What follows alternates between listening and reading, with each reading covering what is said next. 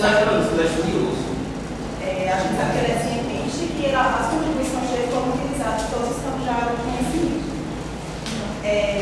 Segundo que o grupo A, ele fez uma consideração também, na minha concepção, muito feliz, pelo fato de ter dito que nós não podemos utilizar conceitos atuais para analisar acontecimentos passados. Ora, o que é que a história está fazendo? O que é que nós historiadores estamos fazendo? Ressuscitando exatamente essas sociedades mortas e analisadas. Procurar respostas, se não verdadeiras, mas pelo menos verossímeis. Então não faria sentido nenhum nós estarmos aqui dentro de sala de aula, enquanto pseudo-historiadores, né, porque ainda não somos historiadores por excelência, sem estar com essa função, né? Voltar ao passado e recuperar essas sociedades mortas. Essa é a função do historiador, por excelência. E aí também tem a antropologia, que a partir que também seu surgimento no século XIX tem por essa função, né? E aí também analisar as sociedades atuais. Então acho que foi uma situação extremamente feliz do grupo A em ter usado esse termo, né? E no segundo momento, ao grupo C, quando foi utilizado a divergência entre a análise feita sobre ele, de Freud e Foucault, o debate ele não trouxe nenhum elemento que o diferenciasse. Ele apenas citou os teóricos e deixou a solta. E é importante que a gente, quando utiliza o teórico, além de identificá-lo, a gente precisa dizer os seus conceitos, porque aí fica um discurso muito solto que você acaba sem dizer nada. Sim, em primeiro lugar, eu queria discordar com vocês em relação ao tema do debate, porque eles falaram que um grupo está defendendo uma coisa, claro que está. Só que não é só isso, a gente não está defendendo se é simplesmente ele que determina ou é o outro. A gente está mostrando qual tem mais influência sobre a humanidade. Em segundo lugar, eu queria fazer uma associação, já que a questão são os conflitos de lá e em escala de fazer em relação às festas indígenas, que são conflitos de classes dentro de uma sociedade. Até 1950, esse controle de caixas ele era aprovado por lei. Depois de 1950 não foi mais. Só que a gente pode ver que, mesmo 50 anos depois, num país onde existe mais de 1 milhão e 200 milhões de habitantes, esse sistema de caixas, que é aplicado na religião hinduísta, ocupa 80% da população e essas ainda vivem segundo esses preceitos. Como temos os brancos, que eram os sacerdotes que possuíam e ainda hoje possuem o poder principal, temos os guerreiros que ainda possuem o poder político, os mercadores que ainda trabalham no mercado, na comercialização, temos os estados que são os escravos e ainda hoje não temos escravos, mas vejamos o trabalho que eles ocupam. A gente pode ter dados, que são os intocados, como a gente fala. Só que a gente fala, esse conflito não é cultural. E como 50 anos depois da abolição desse poder político, essa influência da religião, que é um ramo da cultura, a gente não tem como negar que a religião é um ramo da cultura, como essa influência ainda hoje ainda é pregada no dia de hoje. Porque a gente vê que os trabalhos realizados por essa parte da Caixa, os dados ainda são os mesmos que eram há 100, 200 anos atrás. Faxineiros, limpadores de esgoto, então, apenas trabalho que não se remete a pessoas de classe superior. Aí a minha pergunta é a seguinte: o que a natureza humana tem, de modo geral, com o poder de pensar que nós temos, mais influência do que a cultura formada por esse pensamento?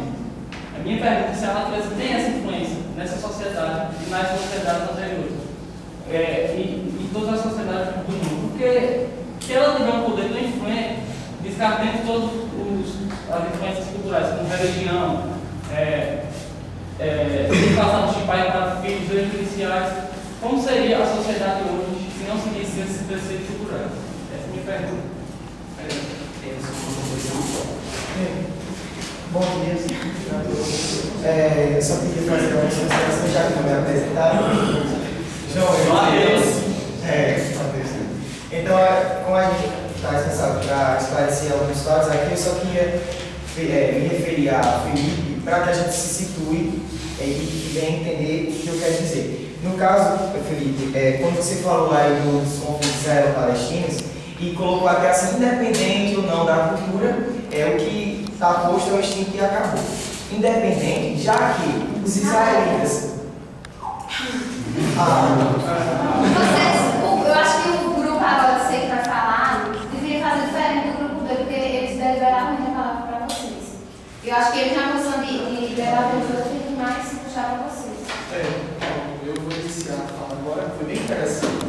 em relação às caixas indianas e a definir um pouco como fator cultural. Mas como eu já tinha visto inicialmente, elas são três: cultural, natural e ideológico. Natural por quê? Porque caixas como chakras, brahmanas, dadas, se conflituam por tentativa de melhoria de vida. Ou seja, a minha natureza vai melhorar de vida. Ideológico, por quê? Existe o grupo B, o grupo A, bem colocado em relação aos amigos, que vivem na sociedade mais oprimidos. E lá existem pessoas que vivem na Índia, desses 1 bilhão, 200 milhões, que não são luz. Ou seja, há um conflito ideológico. Você é eu não sou, eu não acredito nas caixas, as caixas não me definem. E é cultural, como o grupo C, o grupo B diz, porque vem da cultura, é intrínseco na cultura deles. E com relação aos conflitos, você diz, não tem, você afirma tal e o aluno, ambos os grupos não dizem que é isso ou só isso, mas sim o que mais influencia. Eu reparo que ambos influenciam iguais. E o nosso texto lança outras técnicas.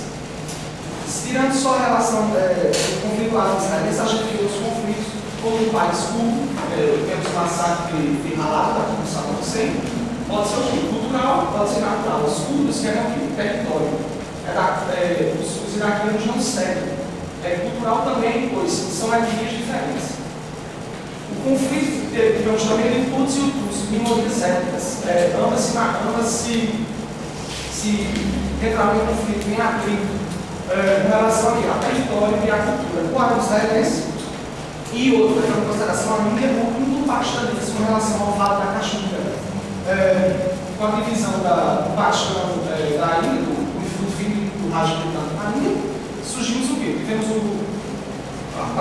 dois Paquistões, o Paquistão Oriental e o outro Paquistão. O Paquistão Oriental era a Caxemira. O Gaston fala a respeito que contestou A, dizendo que o papel do historiador, a metodologia do historiador, como se fazer história e tudo mais. E aí você esquece a figura do anacronismo. Eu acho que foi nesse sentido que o Foucault falou. A questão do anacronismo, que se diz a respeito de hoje, para se explicar coisas que não se tinha, do passado, que não tinha retardado de hoje. Senão se cai, como alguns livros, até principalmente na biblioteca, tem pré-história, se fala da indústria do neolítico. Indústria do neolítico. Como pode? Eu acho que foi mais nesse sentido que o grupo A quis falar e quis explicar. Então, eu acho que essa crítica cai por terra nesse sentido. A questão de Foucault e Freud é assim: Freud utiliza o indivíduo para explicar a natureza humana como sendo uma verdade, como sendo uma coisa do futuro em si. E Foucault vai justamente analisar Foucault.